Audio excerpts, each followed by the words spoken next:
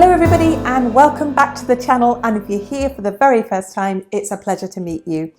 I'm Jane, my husband Mike is behind the camera. We're British, early retirees, we've got no debt, we've paid off the mortgage and we live a thrifty, frugal and money-saving life here in Brittany in northwest France. And every Wednesday we open our home, we invite you in for a midweek money chat. Now this week's midweek money chat has come from the fact that someone has approached me personally via email asking for help, saying they've gone from earning money weekly to monthly and they're struggling with their budget. They're already on a low income, and could I give any help and advice? And yes, I have done that via email with their personal circumstances, but I'm going to talk about that generally today.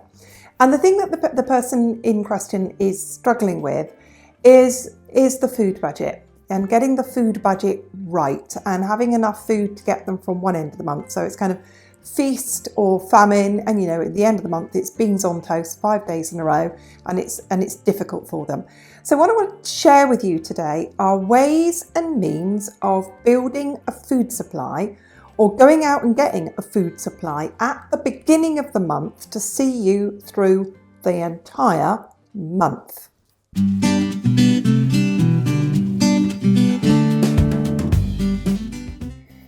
Now, the person in question, like most people, are pretty settled and okay with paying their fixed costs. They are in the UK, so they're okay with paying their rent, their property tax each month, their water bill, their electricity, their gas, their phone bill, their internet. This person doesn't have any debt. What else did they tell me about themselves? That they have to pay for transport, they have to buy a travel pass, and they also have to pay for a lift to get into work as well. So they shared with me everything, and they had a nominal amount of money left. I'm not going to tell you their personal circumstances or personal amount of money, but the money that I'm going to pull up out of the air for this one is it to be one person, and that after paying all of their living costs that they have 500 left. And that's for everything that they have to buy that is not a fixed cost. Let's get into this.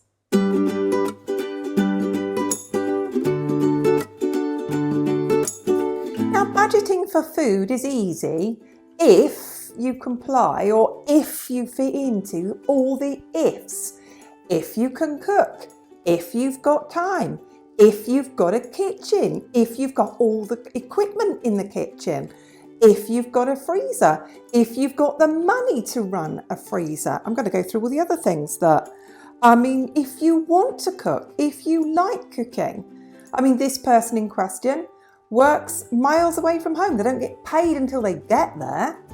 So all their traveling time, they're not earning any money. So they've got a lot of traveling. They get home, they leave very early, they get home very late. They need food that they can just grab and eat. And this person was very honest and said, I'm so tired. And often what I'm doing, which means I haven't got the money to see me through the month, is that I'm buying processed food. I'm buying takeaway food, I beg your pardon. I'm buying food out. I'm buying food on the go because I'm tired. So what I want to come up with is a scenario where I'm helping this person, and what I'm going to share with you is pretty much what I've shared with them. Now, it's very easy for you or I or anyone else to say, cook from scratch, buy in bulk, cook from home. I know, we all know, and I know, but we have to help people where they are and where they come from. So it's like you take their baseline and you work with that. And that's what I'm going to work with today. So let's imagine that we're helping somebody who's in a rental accommodation. There isn't really great cooking facilities. They don't even have a proper oven. They have an air fryer. They have a plug-in hob. They have a microwave. They don't have many pots and pans. They don't have much cooking equipment. They're not very old. They're not very skilled, and they're learning as they go. So what I want to help with here is talking about making sure that we've got enough food at the beginning of the month to see us through all the way through the month.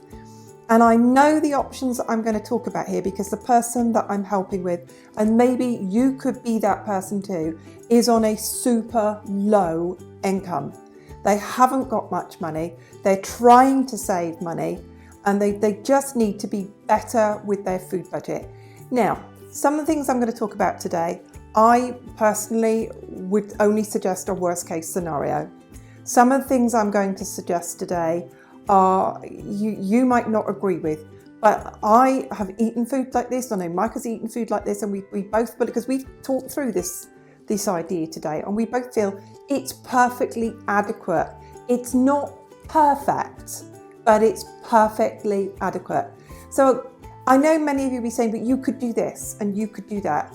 Keep your advice, because I love your advice and I love to read your comments, within the context of somebody who's out of their property for 12 hours a day, who doesn't have much money, who doesn't have many cooking skills, who doesn't have the personal incentive or desire to stand there and cook from scratch, who's absolutely shattered at the end of the day. And what we're talking about here is financial advice, and also solid pantry building, because if you've got a good pantry that you can pay for at the beginning of the month and it will get you through most of the month, as far as I'm concerned, that will do.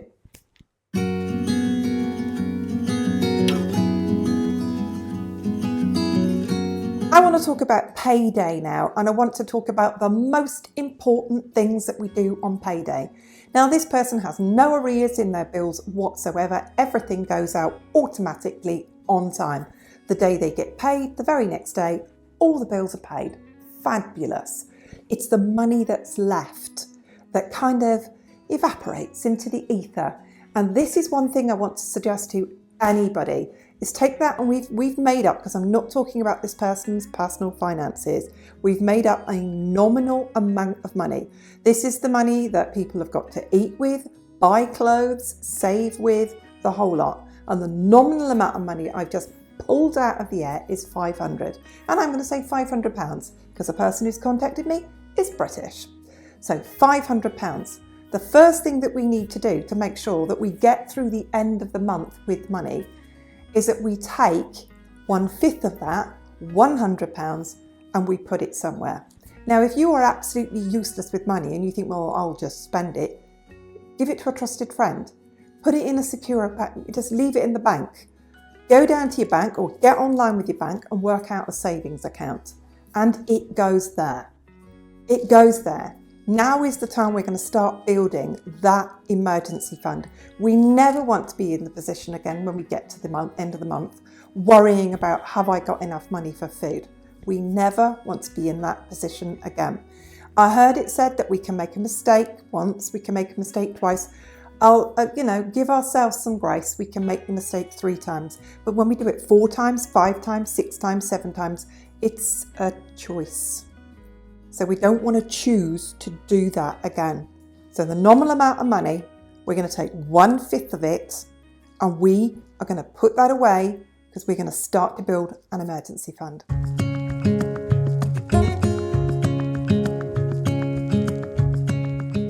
Step 2. Maybe this person's never been quite organised with meals before, hasn't even thought about meal planning, hasn't had an idea. They just scoot into the nearest supermarket and they really don't think about it. But this is a suggestion that I've made, and the person was okay with this. I asked them to just list on a piece of paper the kind of meals that they would eat on repeat. If they needed to, that they were okay with eating them. And they can be pretty simple. It can be sausage, egg and chips. It can be baked potatoes and baked beans. It can be baked potato with tuna, mayonnaise and sweet corn. Very British, absolutely delicious. Don't knock it until you've tried it. It could be tinned curry and rice. But we're looking here at a small budget. We're looking here at somebody who wants to turn their life around and save some money. So there's the first thing. If you've never done this before and you really want your money to last a month, go do that first of all. Write down all the meals that are affordable that you would eat on repeat. Would you eat noodles? You know, the ramen noodles, those lovely spicy noodles. Would you eat them? If you can, would you eat those with just some cooked vegetables that you've cooked in the microwave, and you've poured some stir-fry sauce over the top, equally heated up in the microwave with your noodles? If that is something that you would eat and go, yeah, actually, I quite like that, get it on your list.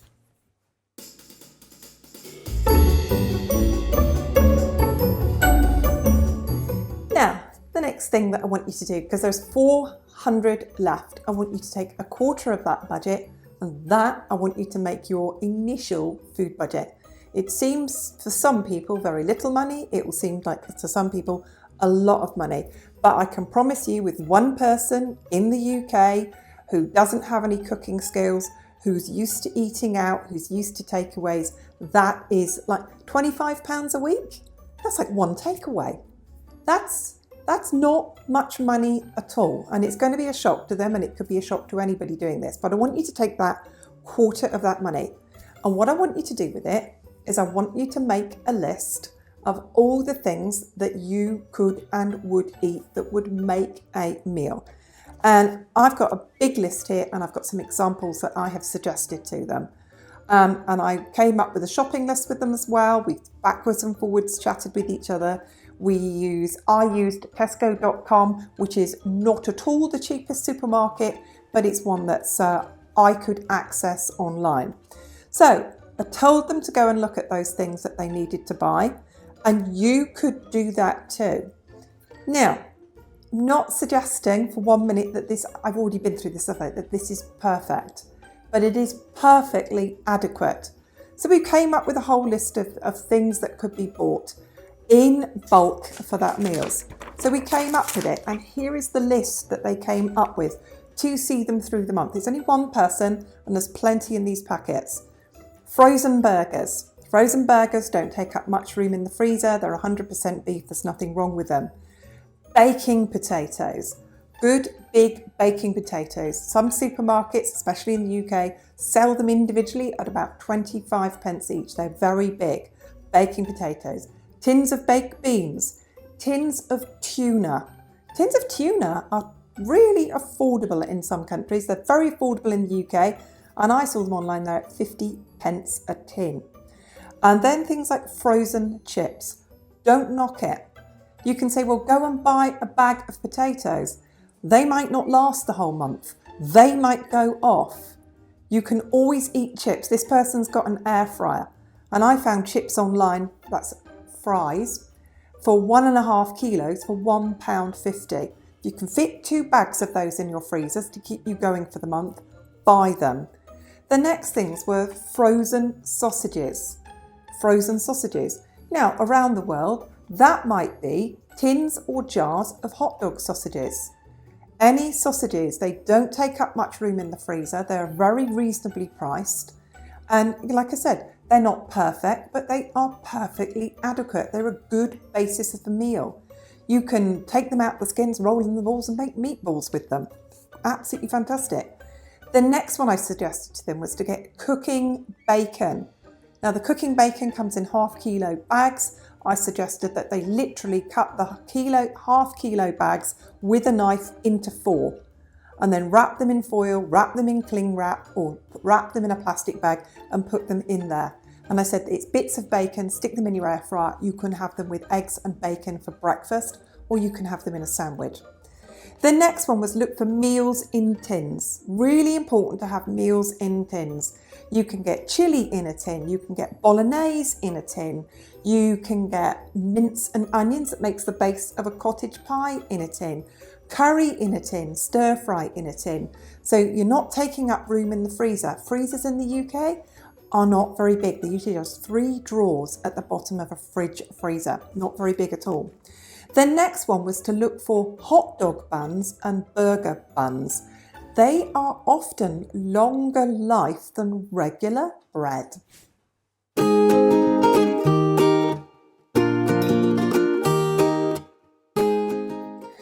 So maybe where you live, you can get burger buns or hot dog rolls. They often have a very long date on them. The next one was to have instant mashed potato of some kind.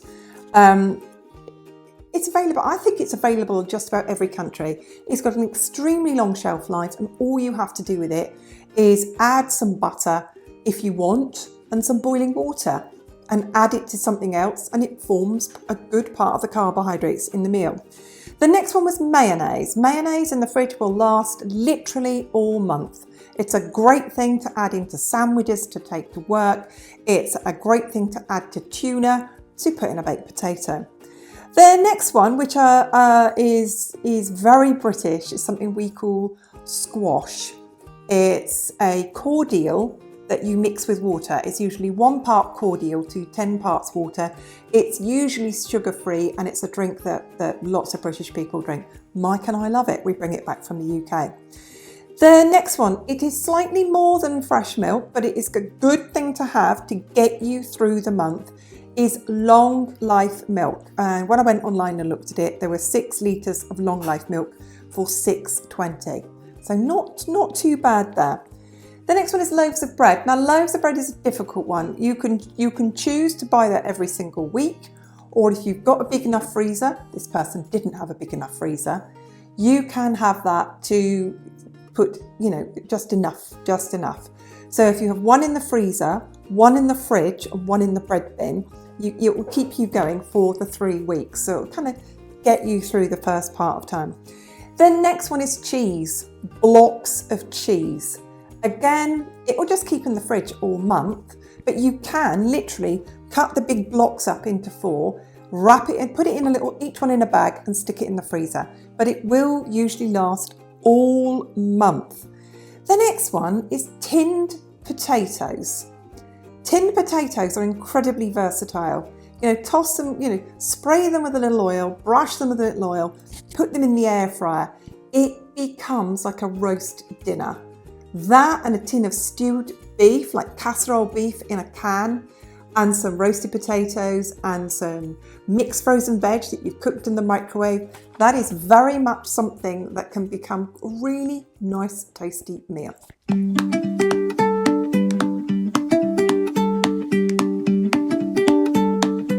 The next one, and I know you're not going to like it, but it's perfectly adequate. It is okay. There is some chicken in there somewhere. And that's the next one, are things like chicken nuggets. If you are getting in from work and you are really tired and hungry, sticking some chips and chicken nuggets in an air fryer whilst you've got some baked beans in a bowl in the microwave will stop you from getting a takeaway. It's not perfect, but it's perfectly adequate. And I know people are going to make comments about this, but we're dealing with somebody here who hasn't got much money, who doesn't have the skills, and wants to get through the month with enough food to see them through the month. So don't knock it. I know you're going to, but chicken nuggets, and I saw those online in the UK, a kilo of chicken nuggets. That's 2 pounds of chicken nuggets, and that was $3.50. The next one are eggs. Check your eggs. Check your dates on your eggs. You can often get a good 2 weeks or more on your eggs. Eggs in the UK are shelf stable. You can keep them out on the counter. You can keep them in the fridge even longer. So eggs is the next one to have. The next one is some kind of spread. Butter's extraordinarily expensive. Not everybody can afford it. So buying yourself a buttery light spread. And I saw them there in the UK for 500 grams. Which is £1, and that was £1. £1 for £1.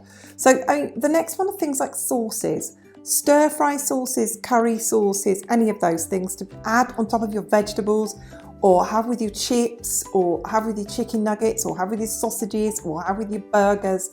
All of those things are just make life a bit more tasty. The next one was rice.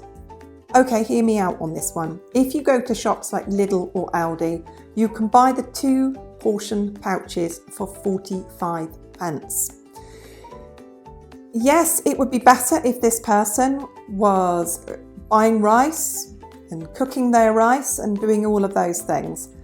But if it's going to stop them from getting takeout, and a perfectly okay alternative would be microwave rice.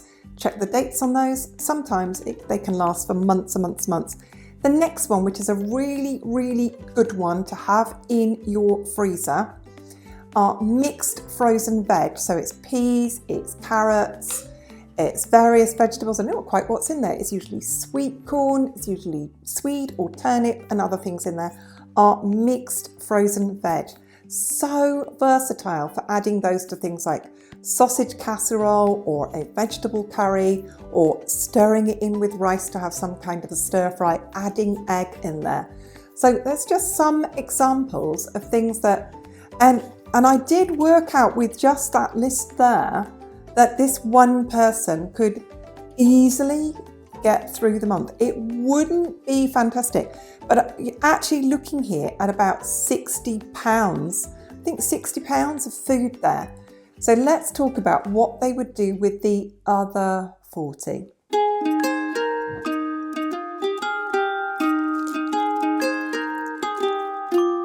So all of that previous list just focused on very, very basic meals, just the meal of the day.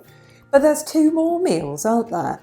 So it's really important when you have that payday and we're going to the supermarket and we're going with our big list for the month, that we do things like getting enough breakfast for the month.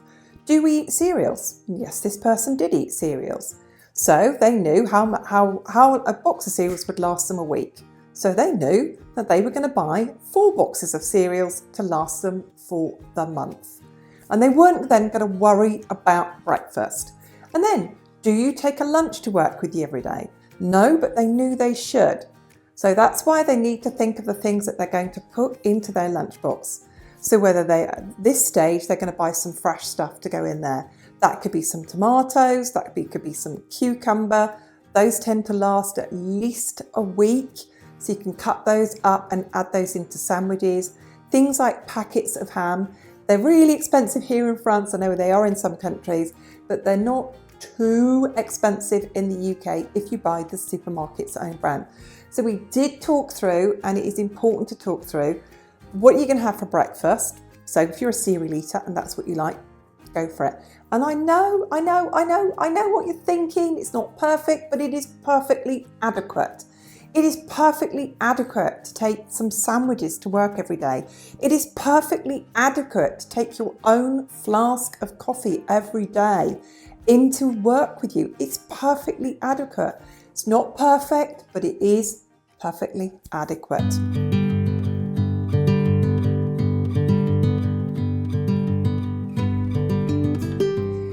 It's then important to factor in the inevitable extras. So if you take the nominal amount of money that we had 400 left and we've taken 100 to buy the mainstay of all the food with it. And then there's a nominal amount of money that needs to be spent at the beginning of the month for everything that isn't food. Make sure you've got enough bathroom tissue to see you through the month. Do you have enough soap or shower gel or shaving foam or razor blades or deodorant? Or if you're a family, nappies, formula, wet wipes, all of those things to see you through the month. And I know you've all been out there, pumping your own milk and breastfeeding your own babies and wringing out your own nappies. But we're talking here about this one person here. This one person. And if families choose to bottle feed their babies and use disposable nappies, it is their choice and it's not for us to have any say in that matter. So all those things at the beginning of the month, it is really, really important as a family, whether you're one person or a family, that you get enough of that to see you through all of the month. So if you're not great at budgeting, you're not good at making your money last, having all of that on hand at the beginning of the month is the sensible option. You'll get better at budgeting the more you do it. But for now, as you're building those skills, make sure at the beginning of the month that you've got all of those extra non-food items, bin liners, cat food, all those things at the beginning of the month. You might miss something, but do your very best to get them all as soon as you can after payday, so you've got them at home.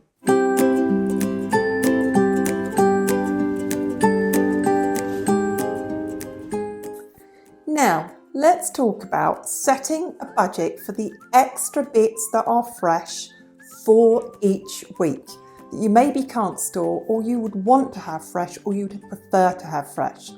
It's setting a nominal amount of money. It could be 20 a week, which for some of you might think, is that a lot? Is that a little? Not really a lot if you're not a cook, if you're not cooking from scratch. And it's very easy in a week to spend £20, dollars, euros on some fruit, on fresh milk, on maybe some more eggs if you've eaten all your eggs, maybe some more ham or meat for your lunches if you've run out of that, and also any of those other smaller items that you might want to buy fresh. Yogurt would be an example. Maybe that's something that you want to have. So there's another bit. Setting that budget that you spend only that amount in that week. So you're making it last and you're spreading it out over those weeks.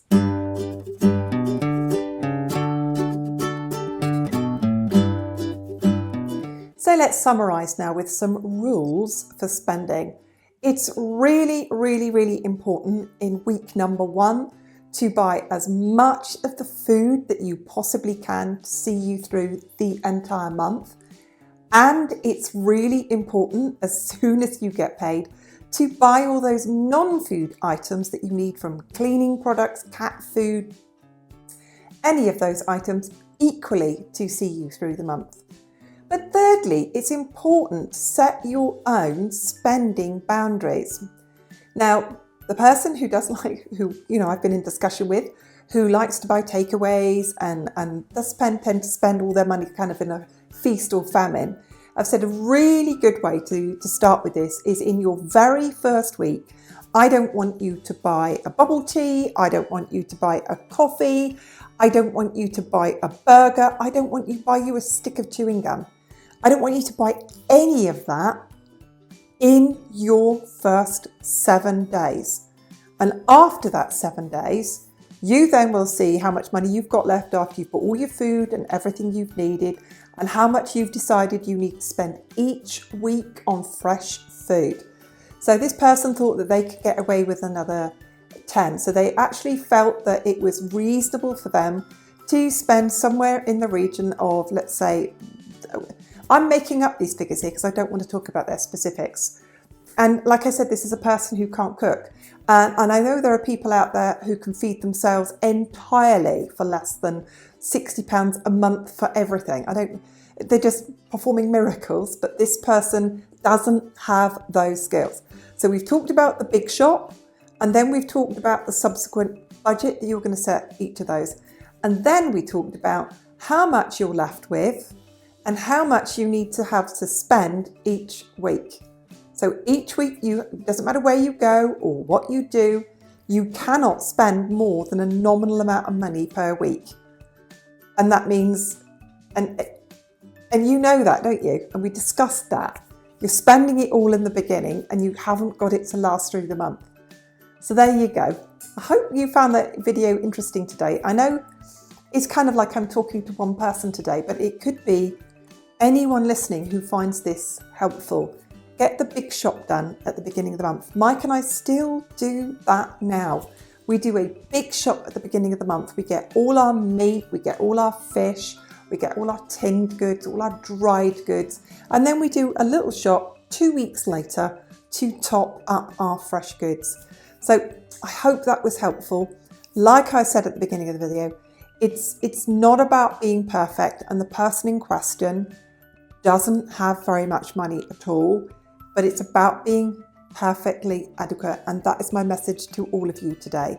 When you are building your pantry, when you are building your supply of food to see you through the month, it's what you need, it's what you eat, and what you can afford, because nobody else is paying your bills. Thanks for watching. Hit the thumbs up button, leave a comment, share the video. We'll see you soon. Bye for now.